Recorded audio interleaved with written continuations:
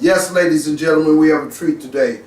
One of the great writers of the writing genre overall is with us, and we're going to find out from some of his experiences what brought about his writing talent, what brought about that writing expression, what brought about that writing skill that he developed into becoming one of the great writers. Look at these great works of art right here.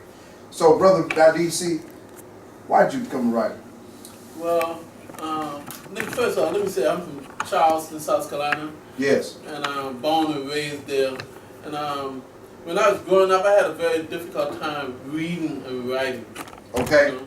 So, but I always liked writing, like I always liked copying things out of the book, even though sometimes I couldn't even pronounce the words, but the thought of just writing, I would always do that, just copy things out of the book. So I got in the habit of writing. How early would you say you started that? I think I was about in the second grade. Okay. So I always had a love for the written language, but not able to pronounce the words.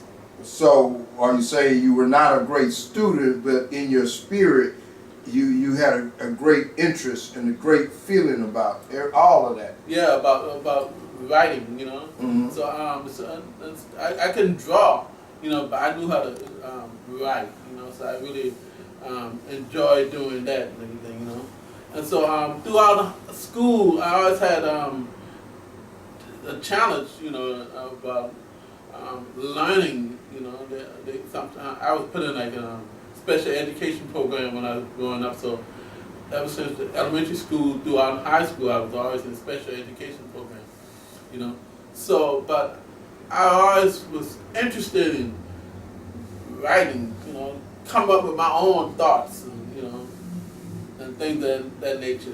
Was it, I know for me, believe it or not, I was shy.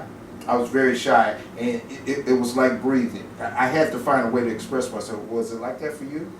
Oh yeah, I was very shy, and I was hate whenever the teacher called upon me to read out loud, because back then, now they call it dyslexia, but back then people said a slow learner, So I kind of felt embarrassed about that and everything. That was always a struggle for me to try to overcome those obstacles, And but about once I got out of high school and I moved to Atlanta, Georgia, I started writing out of pain.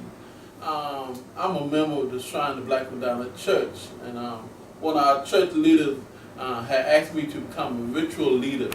And a ritual leader is one who get up in the front of people and pray, and introduce the Bible class teacher for the day and everything, And I have never spoken in front of anyone before. And so when he told me that on a Tuesday night, and I figured, well, I need to go home and try to write down my prayer, what I'm going to say to these people, And so when I got home, I was looking at TV, and I saw all these, the news channel came on with Ethiopian children, and there was the fanning going on in Ethiopia. And so I was really hurt by that. I was touched. And so, To cut.